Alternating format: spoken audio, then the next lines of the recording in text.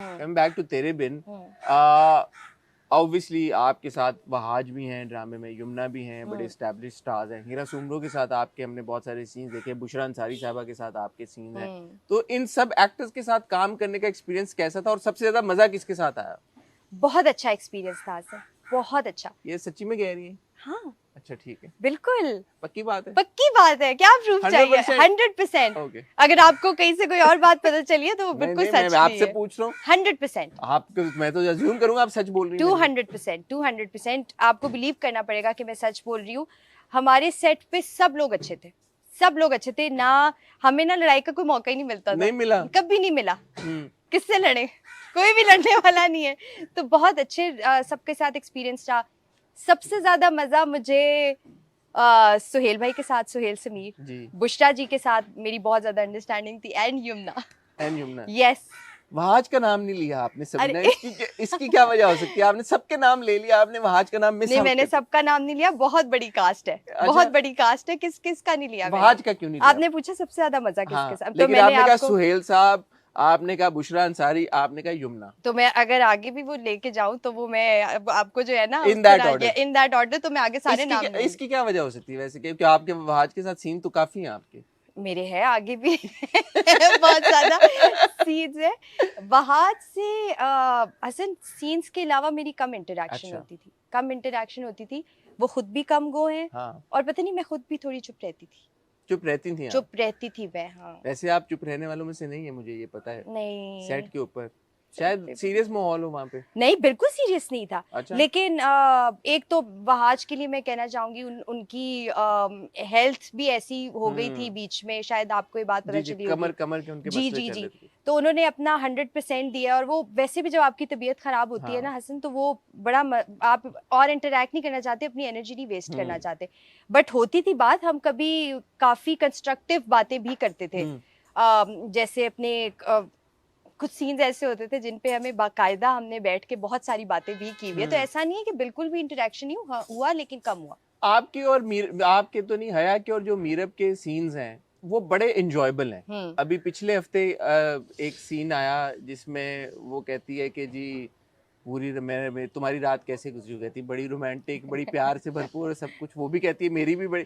तो वो अच्छा, मुझे समझ नहीं आई क्यों कहती है मेरी रोमांटिक गुजरी है। क्योंकि कौन सी वाली, कौन क्यों कहती है? मीरब क्यों कहती है? मीरब तो उसको तपाने के लिए कहती है ना।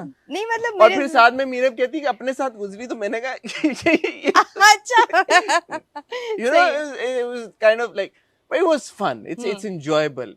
ये जो ऑन स्क्रीन एक उनका बैंटर है आपस में, आप और यमुना के लिए कितना मुश्किल था ना हंसना?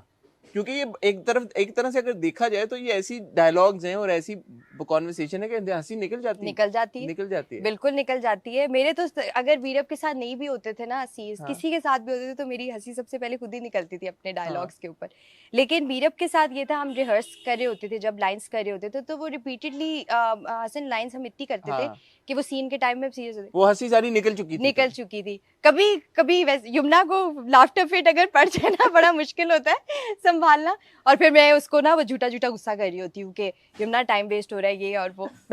इतने बड़े स्टार के आगे मैं बोल, यमुना टाइम वेस्ट हो रहा है क्योंकि अगर मैं भी हंसू, क्योंकि मुझे भी बड़ी हंसी आती है, तो मैं अगर हंसने लग जाऊँ तो वो सीन वो हो जाए। तो ये था कि सही था, हंसी आती थी, पर वो हम रिहर्सल में हंस लेते थे। हंसी तो ऑफ कोर्स आती। अभी तेरे बिन की कहानी जिस मोड़ पे है, ऑब्वियसली आई एम अज्यूमिंग कि बहुत सारी एक साथ हमें देखने को मिलेंगी। बहुत खिंचेगा, बहुत आगे जाएगा, बट नहीं खिंचेगा।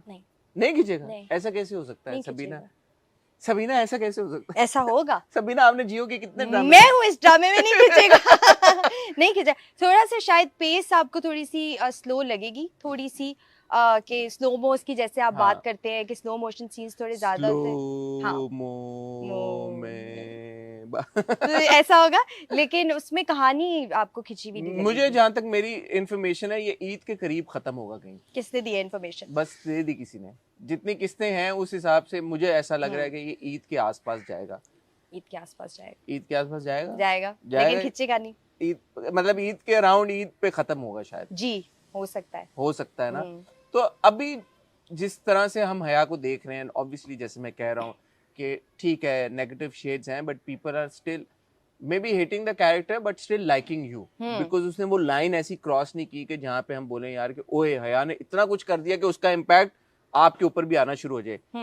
आगे चलते हुए क्या हया कुछ ऐसा करेगी कि उसका पोटेंशियल इम्पैक्ट हया से स्पिल ओवर होके सबीना के ऊपर आएगा? मैं भी उठा लेता। करेगी, बिल्कुल करेगी, बिल्कुल करेगी, बिल्कुल करेगी, करेगी। बट इंशाल्लाह होगा ये, क्योंकि हसन देखें, लोगों को ना शुरू में ये समझ नहीं आ रहा था कि इतना पोजेसिव और ये अपनी डिग्निटी भूल के कोई कैसे किसी से इतना प्यार कर रहा है। एक तो सबने, अब सबको ही पता है कि मेरा नाम बेहया रख दिया, तो वो सब सबको ही हो रहा था कि कैसे किसी को अपनी इतनी भी इज्जत की परवाह नहीं है।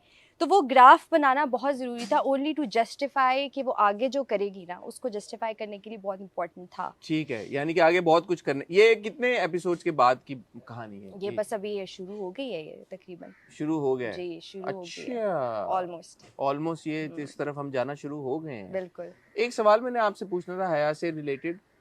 बहुत बार हमने देखा है कि हया ये भी कहती है कि मैं इस घर पे राज करूंगी, इस घर की मालकिन बनूंगी, चाबियों के साथ। इस हफ्ते जो पहली एपिसोड आई उसका जो सीन था, चाबियां वो निकाल लेती है।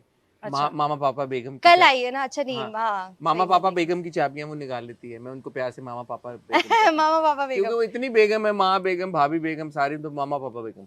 तो मुझे ये बताएं कि मुर्तसिम से जो इसका जो मोहब्बत है वो वाकई में जेन्युइन मोहब्बत है या अल्टीरियर मोटिव इसका इवेंचुअली यही है कि यार मैंने राज करना है? नहीं, क्या नहीं? ये राज वाला उसका मोटिव नहीं है। ये लोगों नहीं को है। नहीं, ये लोगों को अगर लग रहा है तो इसको दूसरे तरीके से आपको देखना पड़ेगा। घर उसको बाद में मिलेगा, मुर्तसिम के मिलने के बाद, तो वो इवेंचुअली मुर्तसिम के मिलने के बाद होगा। उसके कहने का मतलब ये है कि ये चीजें भी मेरी होती, ठीक है, नॉट के उसका मोटिव वो है, बिल्कुल बेसिकली उसका मेन गोल यही है कि भाई मुर्तसिम से मैं, हाँ इसीलिए वो उसकी चप्पलें भी रख लेती है। चप्पलें भी रख लेती है। यार वो बड़ा अच्छा सीन था, हाँ? By the way. Oh by the way, हाँ, वो सीन मैंने करने से इनकार भी किया। मुझे पता चला, अभी मुझे पता चला। ये कैसे होता है? कन्विंस कैसे हुई आप वो सीन? आपको किससे बताया कि? बस छोड़ देना अब ये तो, ऐसे तो फिर हम इंफॉर्मेशन होती है हमारे पास। अब आपने खुद ही बात की तो मैंने कहा, वरना मैंने नहीं, I didn't bring it up. हाँ, मैंने मना किया था वो सीन करवाने से, क्योंकि उस टाइम तक हसन वही वाली बात के जो जैसे ऑडियंस को लग रहा है कि कैसे किसी के अंदर इतनी सी भी इज्जत नहीं है, इज्जत नफ्स नहीं है कि वो ये भी कर रहा है। बट फिर वो मुझे कन्विंस कर लिया गया, क्योंकि वो सीन मुझे जब मैं मॉनिटर पे देखा मास्टर करके मैंने, तो वो इतना खूबसूरत लगा कि मैंने शुक्र किया कि मुझे कन्विंस कर लिया गया उस सीन के लिए। उसने बड़ी इंपॉर्टेंट बात की, उसने कहा everything is fair in love and war, and that justifies it. And I have to give you credit here Sabina के, फाइनली कब से तो दे रहा हूँ, पौना घंटा हो गया क्रेडिट देते देते, अभी भी लड़की कह रही है कि credit. I want to give you credit for that scene, इसलिए बिकॉज जो आपको कंसर्न था कि यार कि ये ऐसा लग सकता है कि कोई अपनी डिग्निटी पे कॉम्प्रोमाइज करके किसी के लिए चप्पलें और पैरों में जो बैठ रहा है, आपको कहीं से भी ये बैकलैश मिला? नहीं मिला ना? क्यों नहीं मिला? क्योंकि जब मैंने भी वो सीन देखा ना, I am sure audience will relate to it, जब सबने वो सीन देखा उसमें कहीं से ये नहीं लगा कि ये बंदी अपनी डिग्निटी को कम कर रही है। नहीं, वो ये लगा कि वो सिर्फ उसका प्यार